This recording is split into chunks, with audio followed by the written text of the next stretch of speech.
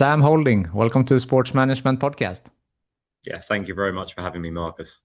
Great to have you on the show. You are the managing director of B2B at Spotlight Sports Group. So, can you tell us a little bit about the company and your role?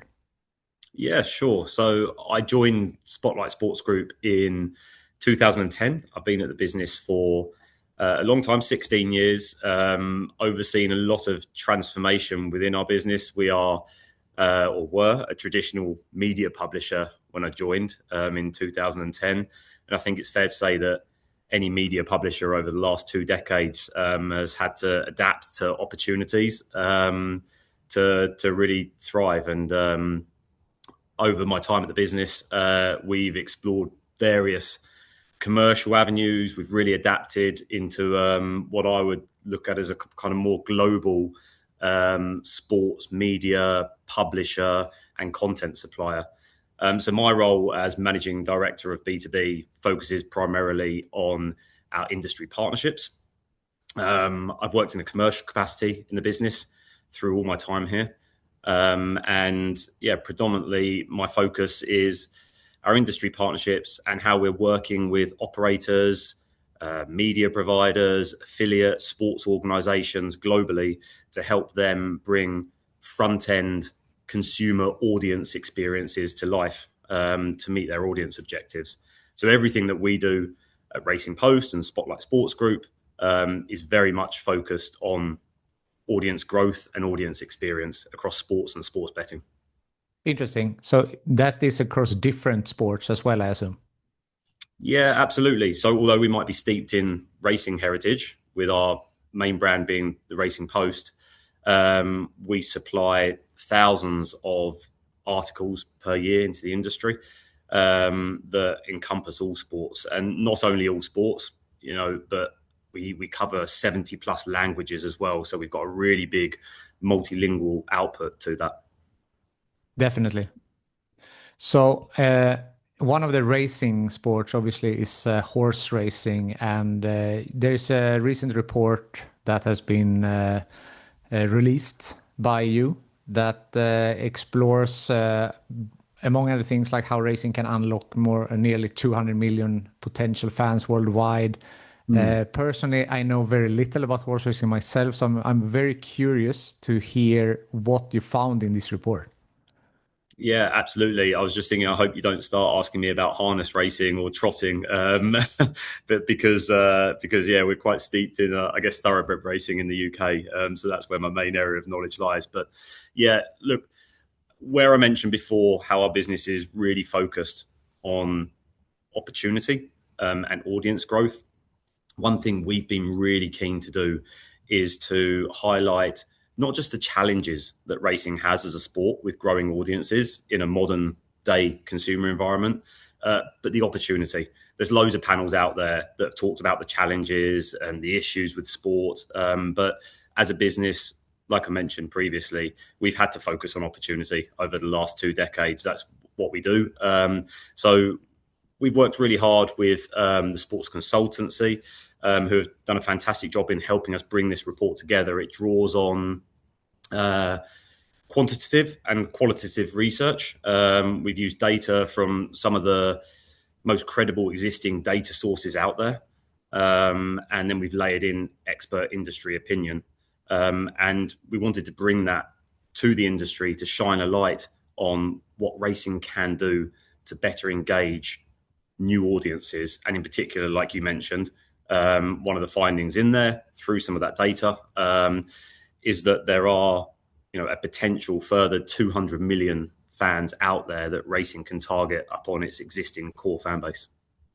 How do you come to that number, 200 million? Is it some specific countries and age groups that you classify then as potential fans?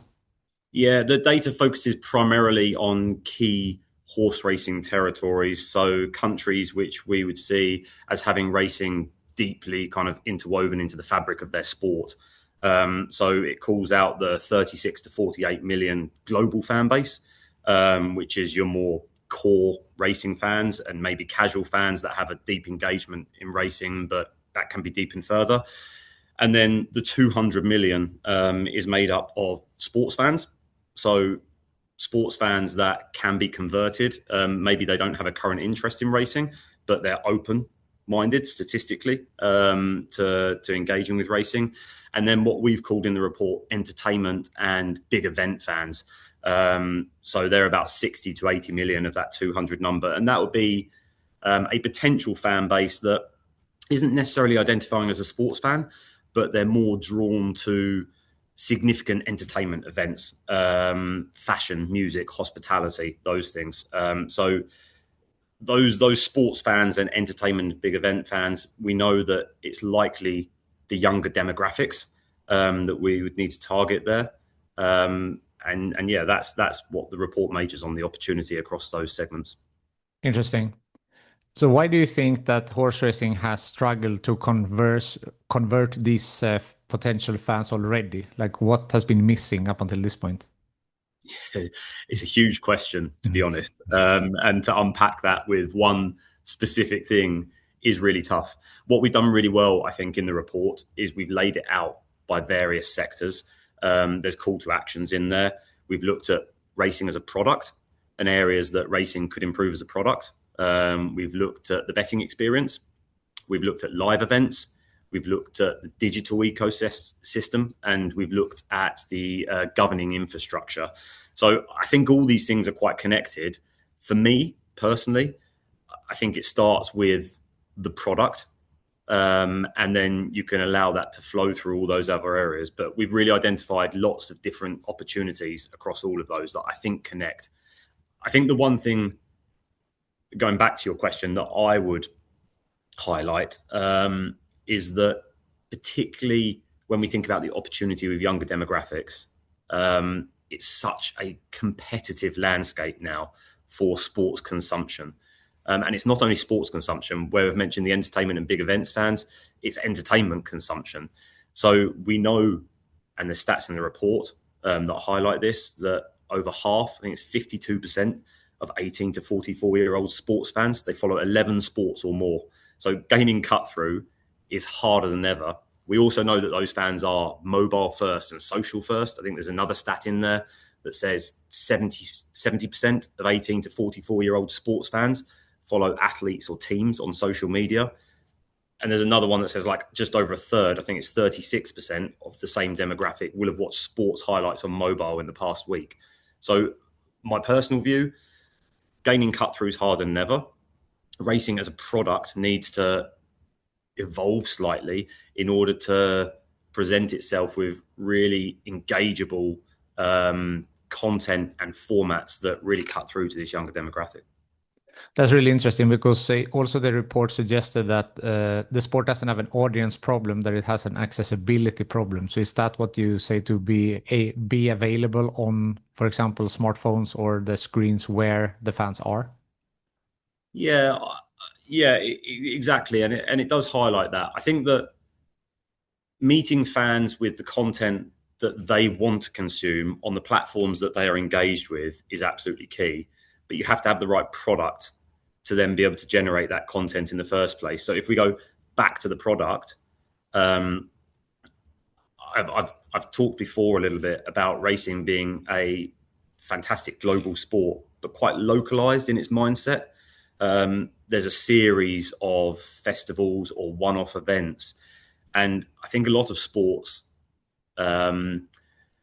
need narratives and season-long narratives, narratives that can run over a length of time where you can connect between the sport and the emotion that a fan will feel. So people understand leagues or cups or qualifiers for big events. And I think racing can work a little bit harder to build some of this in. So I think in the report where we say, look, there's not a product problem, absolutely. Racing is quite a simple sport. You start at the start line, you finish at the finish line. First one across the line wins, which is fantastic. But once those events are over and that particular race is over, we move on into the next narrative and the next race. So there's loads of smaller narratives. And I think racing probably needs to build up bigger narratives that can run over longer periods of time to help gain cut through. And sorry, I just would also highlight the one place where racing really does gain cut through with this younger audience, and we've done a fantastic job over the last few years, are the big events. So your Royal Ascot, Melbourne Cup, Breeders' Cup, these things are the ones that are recycled on social media that content creators get on board with. And they're the things that are really gaining the cut through. So using those more than ever is really important. I understand. But it's interesting because you said the product is, it's a strong product. And also you're talking, nowadays, people are talking a lot about the attention spans and the younger generation, and the sport really works for that pretty well, as you said. But then, did you mean, for example, how to make it more? Is it like, for example, rivalries between different teams or something like that to big a bigger story? Or what do you think is missing there? Um, yeah, I think, like I said, kind of more season-long narratives. So where we have major global racing festivals, can we get more connection between them, where a story, an emotion, and the narrative attached to that can run from one to the next? Maybe there's a competition that runs through those major festivals. Whirlpool by Hong Kong Jockey Club has been a great example of connecting the sport globally.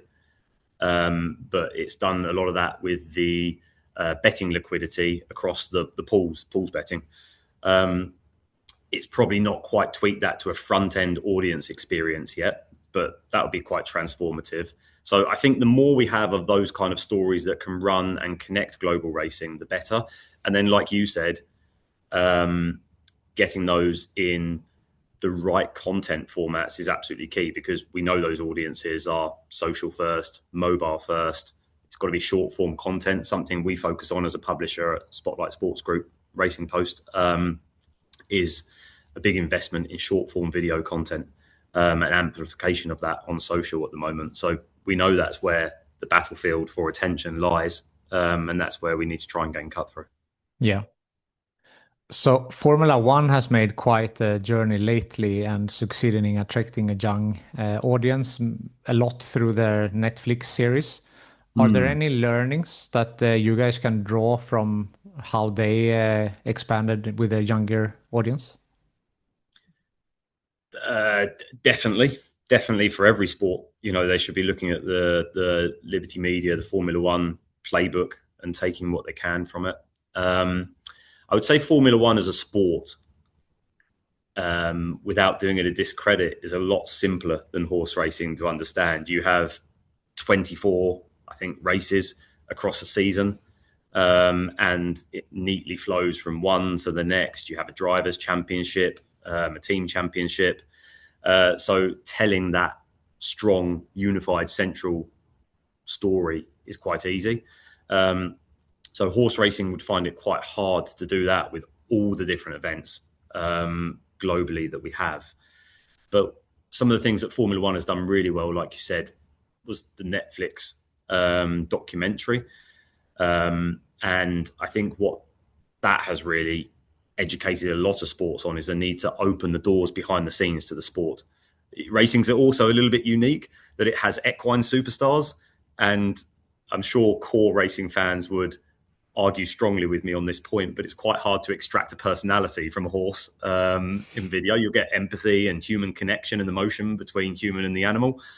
But we are lucky that we have jockeys and trainers and many other people involved in the core of the sport. But I think the lessons probably for racing are, can we tell more of those stories behind the sport to connect people with the sport, rather than just about the racing itself and the chances of certain horses winning races. That's interesting. And you alluded to betting prior also. How important is that from like a fan engagement perspective? The report's really clear on this, actually, and I was really pleased to see it, because betting is a huge part of racing's finances. In fact, racing is probably more tightly tied to betting than nearly any other sport that I can think of, in terms of the financial contribution it makes towards the commercialization of the sport. But what that can cause is for people to focus too strongly on growing the betting products and the betting vertical. And if you do that, you take your eye off actually just growing the sport. So if you focus on growing betting, you're probably just squeezing what you have a bit harder. Whereas if you focus on growing the sport and trying to hit that 200 million addressable audience figure that we've highlighted, then you're truly growing as a sport. And there's a really nice stat in the report highlighted by Hong Kong Jockey Club, who have data to support that 70% of new fans that come into racing through being introduced to the sport first instead of betting first will naturally, organically engage with wagering long term anyway. So betting is very important for the sport and the finances of the sport when people are in the ecosystem. But in order to grow the sport and get people in that ecosystem in the first place, growing an audience, that the focus, the report concludes, should be on the sport first instead of betting.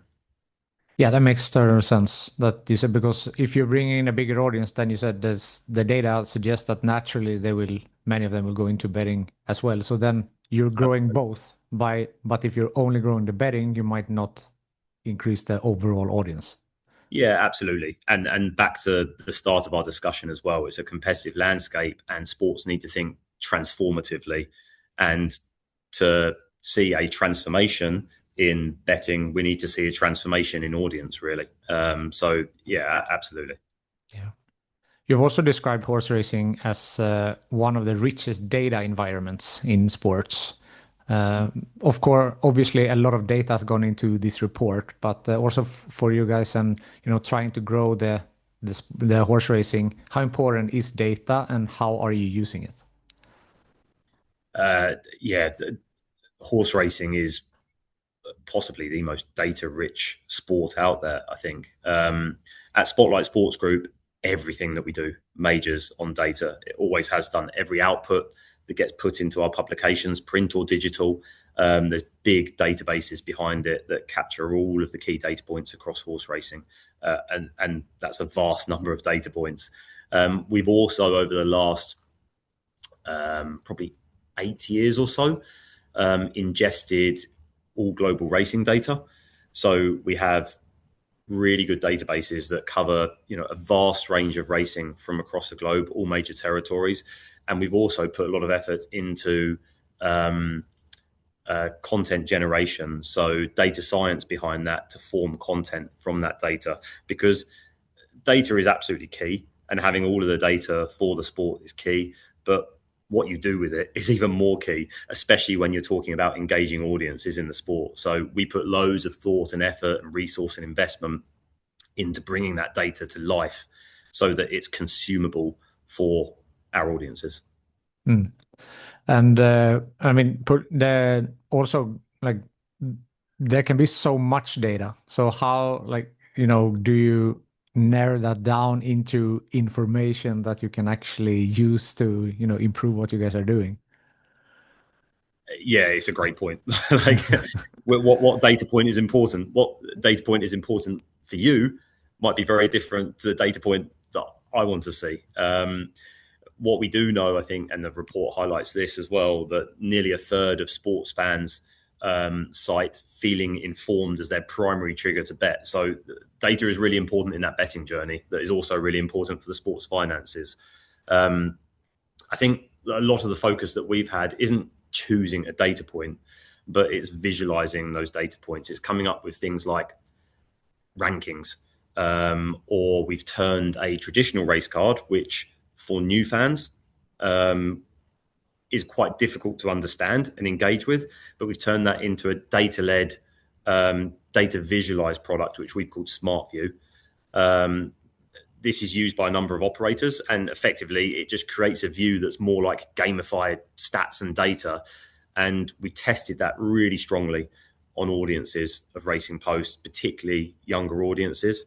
And I just think that it's far more relatable as a product than a traditional race card. So if you use data correctly and you visualize it correctly and you test and you learn with that, then you'll definitely be able to create powerful products that can feel relatable and intuitive for younger audiences.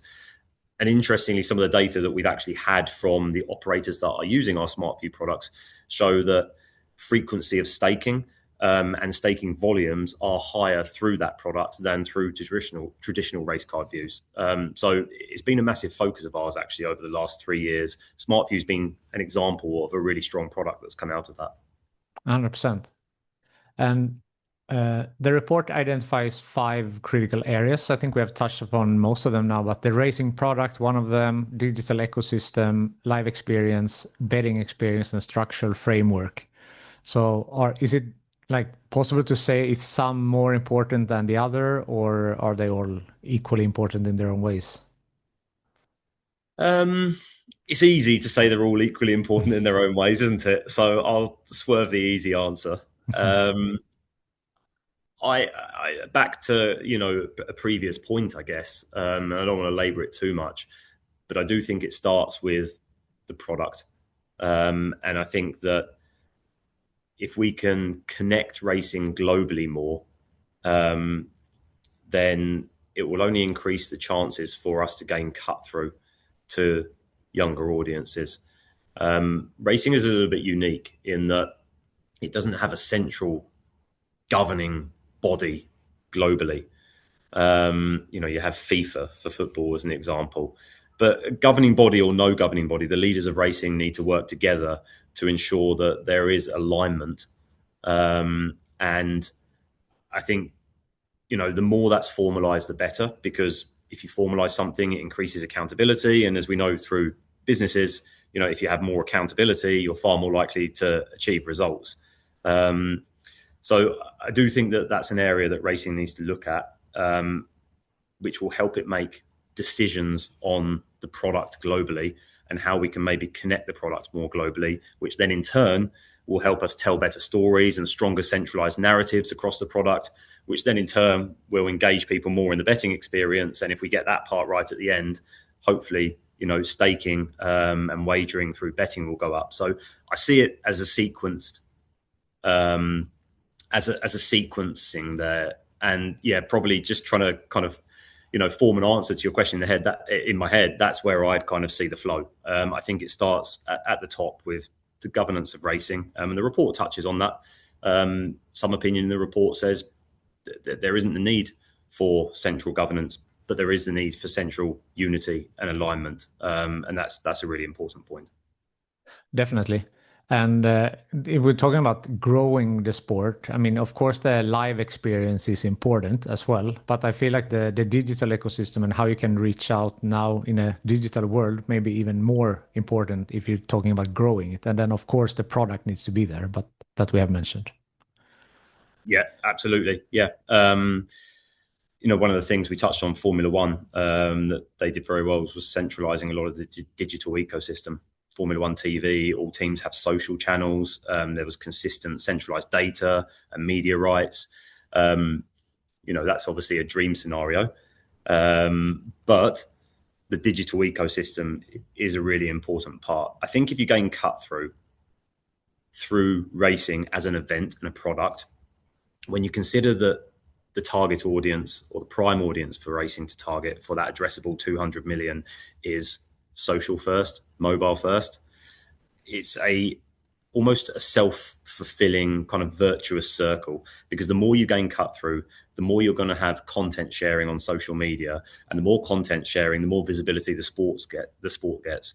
So I think the digital ecosystem is really important. Some of it I think is self-fulfilling, and if you get the sport right, the content sharing volume will reach higher levels. I read some estimates somewhere a while back. It just stuck with me that racing occupies 0.5% or as low as 0.5% of all sports content shared on social media. So there has to be upside opportunity there. I also think on the other side of the digital ecosystem, if you have more unified global data, then there's more opportunity for digital platforms to present that as a single entry point to the sport as well. Yeah, definitely. And so no, we talked about Formula One, Netflix. There's no, behind the scenes content, anything like that. That could be something for horse racing, you think? We should have behind the scenes racing post content. That'd be entertaining. Look, hopefully, we again, going back to where we need to meet audiences with content that relates to them. A huge part of the racing post investment over the last few years has been across video, and short form video as well, and how we can serve that best on mobile.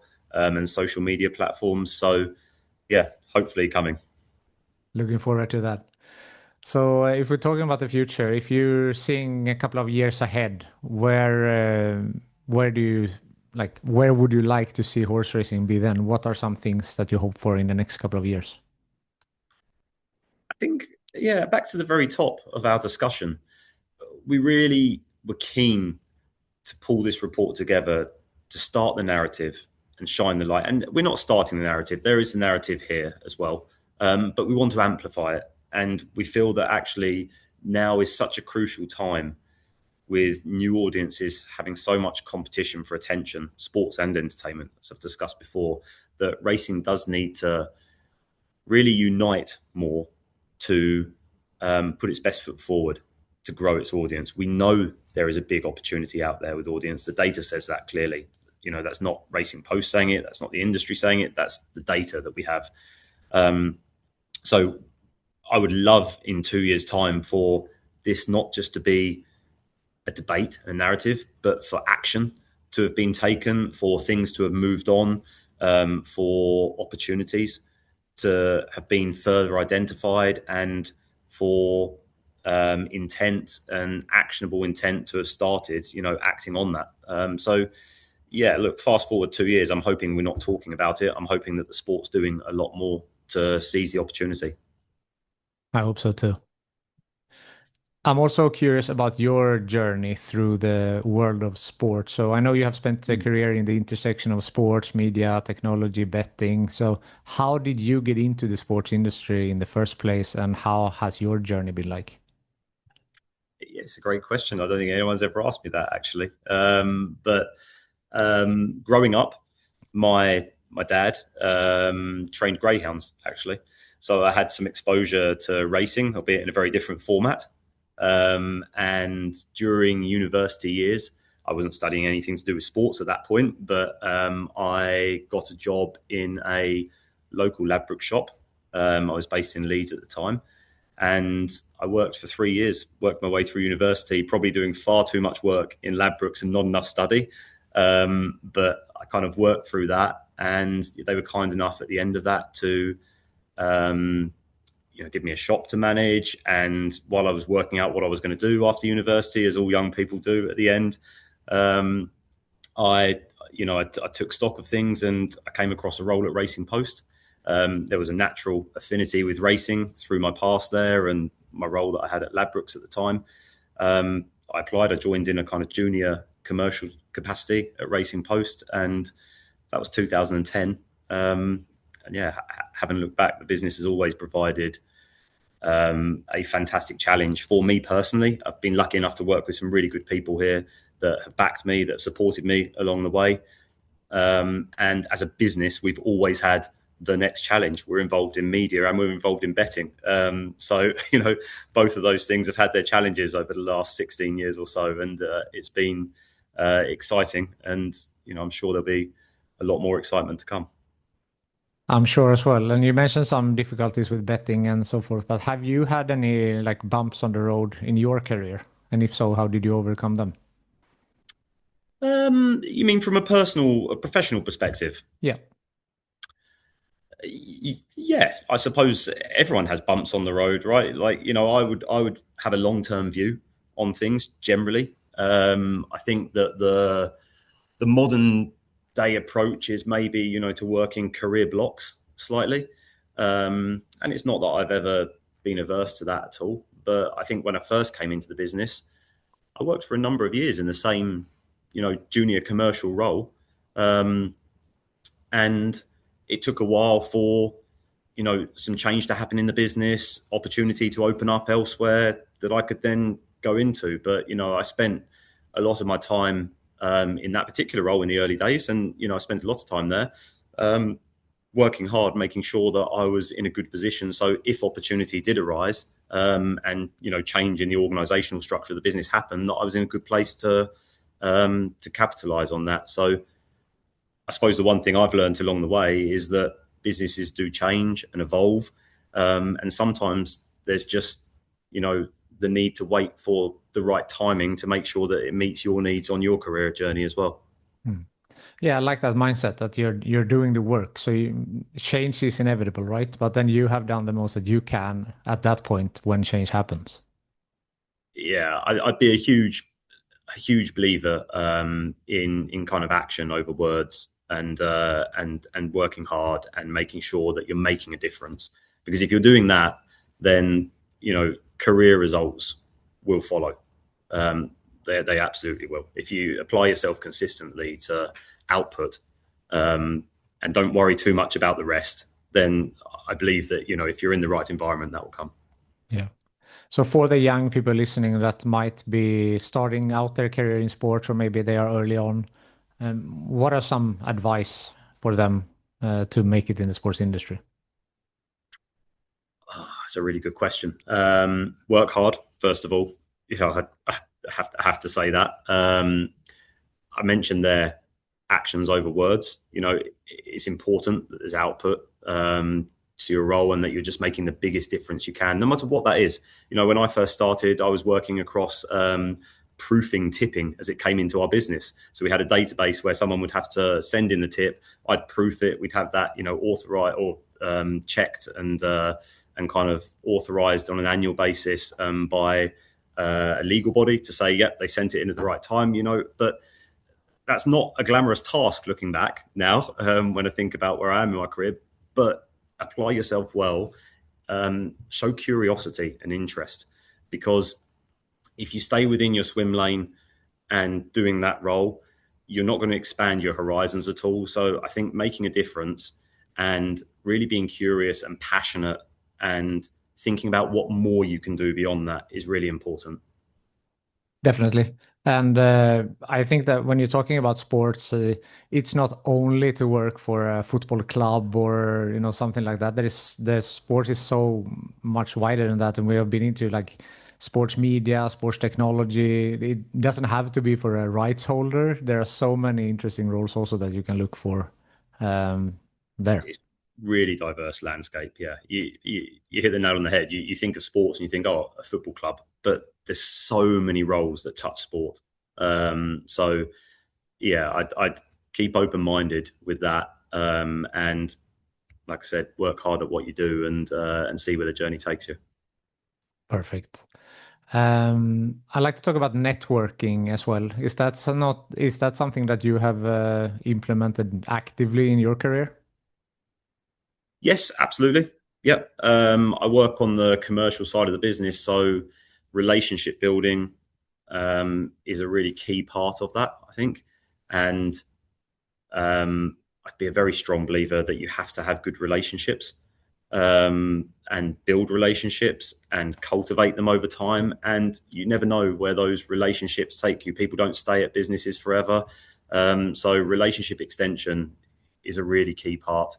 Um, the other thing I would kind of say is that you need to have a product of value, especially in today's world where costs in businesses are challenged more than ever.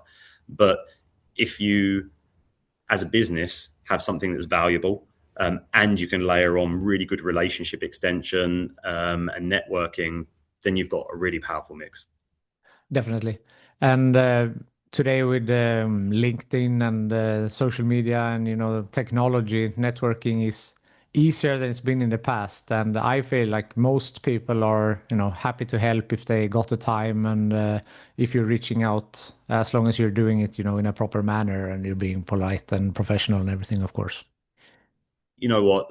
And I have an example from today, and I wouldn't be the biggest LinkedIn user. I'm not the biggest at kind of maybe putting myself out there, even for podcasts like this necessarily. I kind of lean more towards I'm going to get stuff done. So it's a pleasure to be on here. But yeah, I always take the time for sales calls, anyone outreaching on LinkedIn, even just to drop a line back and say, thanks, but no thanks.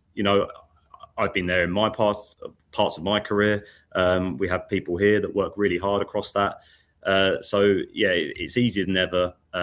It's easier than ever to ignore things as well in email and LinkedIn. But I think that common courtesy and just engaging with people quickly and easily will take you really far. Yeah. Definitely. Is there something I haven't mentioned yet that you would like to mention? No, I think it's been a really good discussion. No, thank you very much. It's been great having you on the show, Sam, and I look forward to following the horse racing more closely in forward. I haven't too much in the past, but I will definitely do it more now in the future when I have learned a bit more. So it's Giving you a good reason to. definitely. Yeah. Thank you very much for having me, Marcus. Really nice. Thank you, Sam. Thank you.